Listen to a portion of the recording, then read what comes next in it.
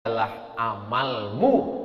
Kalau amalnya baik, sholatnya khusyuk, zikirnya banyak, sholawatnya bagus, sedekahnya melimpah ruah, akulah amalmu yang baik, bentuknya pun baik. Tapi kalau dia mabuk, berzina, minum khamar, membicarakan aib orang lain, berbentuk makhluk yang jahat, yang buruk, yang jelek, yang menakutkan, siapa engkau? Akulah perbuatanmu yang dulu. Apa kau tak ingat dengan aku? Maka semuanya akan kita jadikan sebagai sahabat. Yarji'usnani, yang menemani orang sampai ke liang lahat ada 3. Yarji'usnani, yang 2 pulang ke rumah. Yang pulang ke rumah ahluhu, keluarganya. Kalau suami meninggal, istrinya ikut mengantar. Kalau suami ibu meninggal, ibu ikut apa tidak mengantar?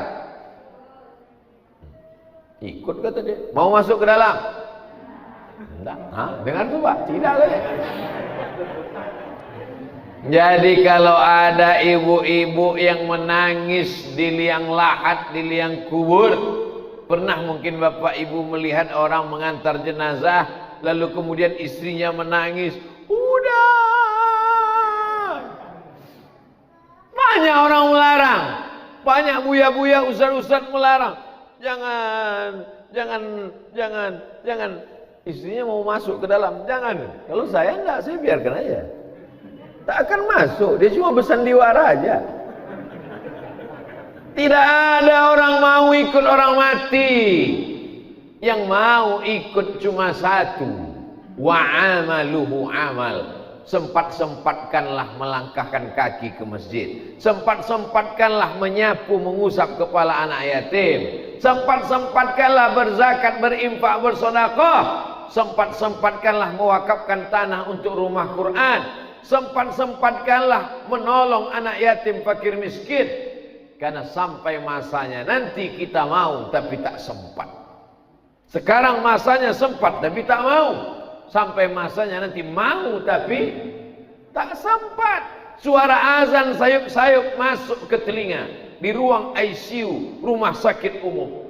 Hayya 'alas shalah.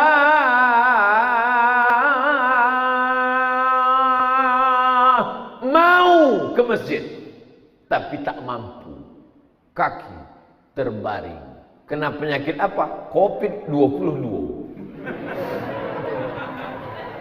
COVID-19 sudah lewat sudah. Bermutasi. Bermutasinya apa? Berkembang lebih canggih dari sebelumnya. Amboko bodoh dalam masalah virus. Jadi yang mau tanya ke dokter, Pak dokter, kenapa orang sudah vaksin 2 kali tetap kena COVID? Karena COVID-nya bermutasi Pak Ustadz. Mutasi itu apa? Payah lo jalekan ke profesor lo keceknya. Berkembang lebih dari yang terpikirkan manusia. Dulu orang cukup dengan cuci tangan, pakai masker, insya Allah selamat. Kenapa? Karena COVID tidak masuk ke telinga. COVID hanya masuk ke mulut dan ke hidung. Itu maka 2 kan ditutup. Bayangkan kalau nya bermutasi masuk ke telinga. Apa sumbek telinga saudara? Tidak ada tausiah, tidak ada khutbah lain. Jumat iko indah ada khutbah dek telinga awak tak sumbek sadonya. Ternyata air liur yang keluar dari mulut orang terkena COVID, lalu kemudian bisa bertahan selama 20 menit dia di udara. Mutasi terakhir, bisa dia bertahan di udara selama 20 menit mencari mana mulut yang terbuka. Nampaknya masuknya ke dalam tanpa harus berbicara. Walaupun orangnya bicara sudah pergi. Makanya sesudah hamba pai beko asemprot leko. Jadi jangan kini sakit hati ambo. Bapak Ibu yang dimuliakan Allah Subhanahu wa taala. Artinya apa? Selalu ada berkembang terus virus berkembang. Tapi kenapa hati kita tidak berkembang, tidak semakin kuat, melemah? Karena dua sebab. Yang pertama, godaan setan. Yang kedua, sifat hawa nafsu. Sifat hawa nafsu itu dari dalam diri sendiri. Tapi sifat hawa nafsu dengan godaan setan seperti api di lalang yang kering. Ada lalang kering bekas memanen padi, lalu bertumpuk jerami, tidak akan mungkin terbakar kalau tidak ada api. Tapi kalau ada api di dalam, setan datang mengipasnya. Bolak-balik setan itu mengipas setengah mati. Kalau tidak ada bibit api, tidak akan terbakar. Jadi kalau hitung salah, yang salah itu setan atau diri kita? Diri kita dulu. Jadi setan tidak terlalu salah. Jadi kita kalau terlalu banyak menyalahkan setan, sikit-sikit salah setan, sikit-sikit salah setan, nanti muncul namanya Komisi Perlindungan Setan. Saking terlalu seringnya setan disalahkan. Suaminya selingkuh, setan dia salah. Kalau bolehlah setan itu berbicara di halayak umum, kecil setan, ampun tidak salah, suami angkunan gatal kecil. Bapak Ibu yang dimuliakan Allah Subhanahu wa taala, setan hanya bisa menggoda manusia. Ibarat api yang sudah mulai ada nyalanya, setan hanya meniup-niup, mengembus-embus, mengipas-ngipas, membesarkan. Makanya ketika ada bibit api, cepat-cepat dipadamkan dengan istighfar. Begitu teringat macam-macam. Pernah tak Bapak Ibu berjumpa orang tiba-tiba tak ada angin, tak ada hujan, tiba-tiba tengok apa? Tengok pacar lama. Istighfar.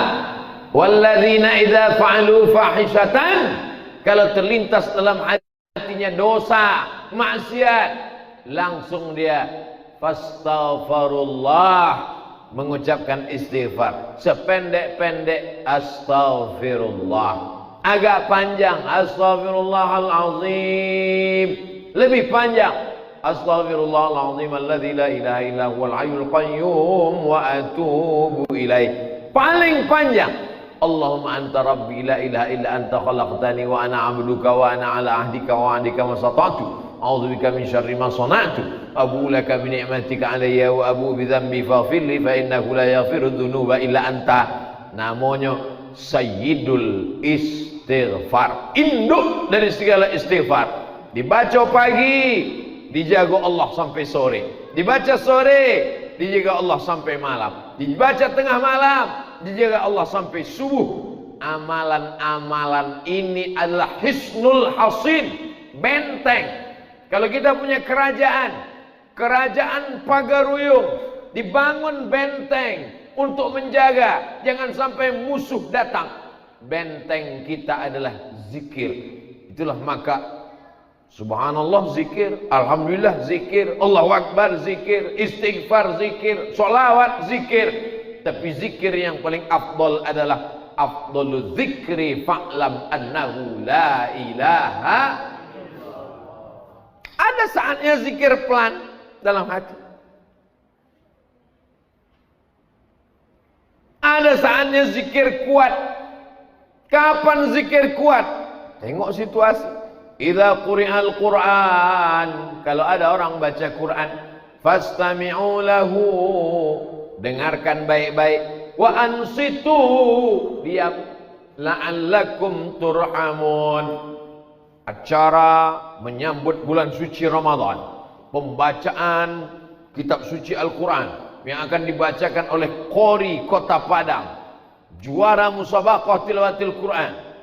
A'udzu billahi minasy syaithanir rajim. Bismillahirrahmanirrahim.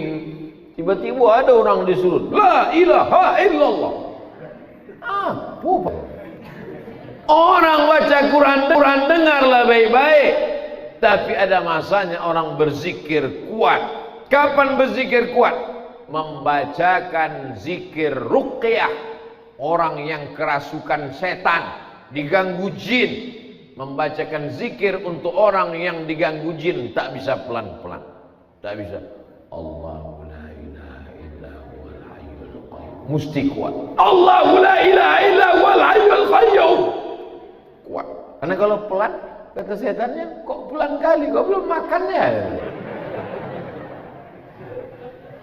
Makanya azan itu dicari orang yang suaranya paling kuat, paling melengking, dalam rangka menyambut 1 Muharram.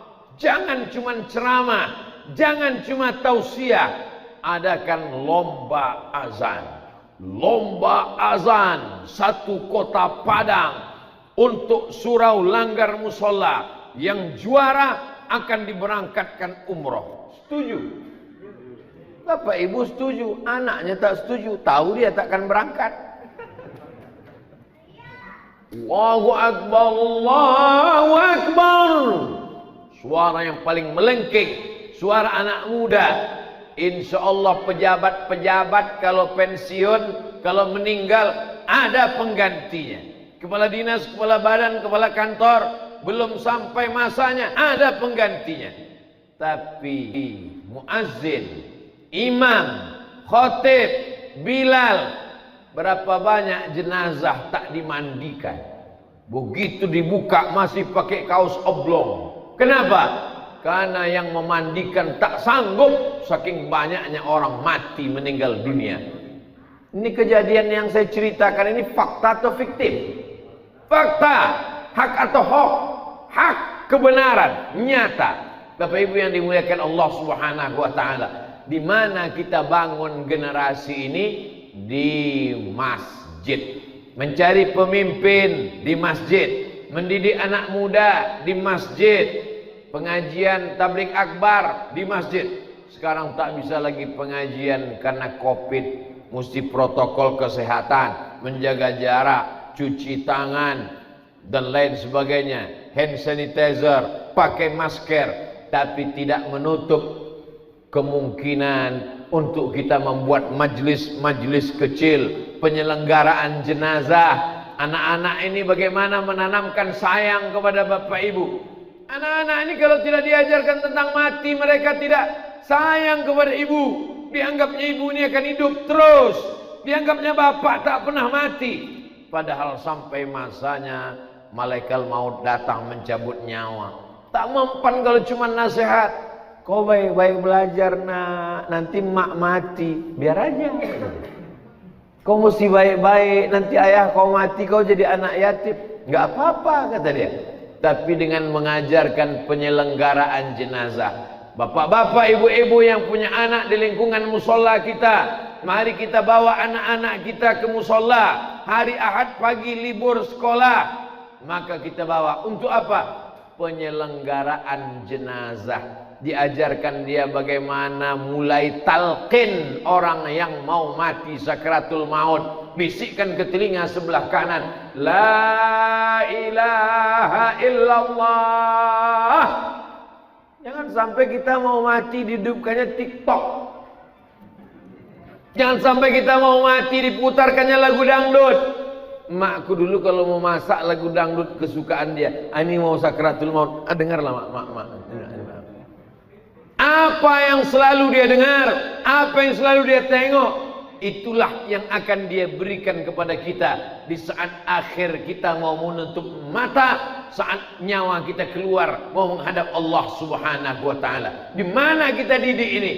Di dalam masjid. Jadi masjid bukan sekedar tempat ibadah, ritual sholat semata, pendidikan. Hari ini sekolah tak sanggup buka. Berapa banyak orang tua yang sudah meminta-minta, tak tahan, ingin anak-anak offline, tatap muka. Tapi karena menjaga, apalagi sudah level 4, protokol kesehatannya mesti ketat, tak berani kepala sekolah, tak berani kepala dinas.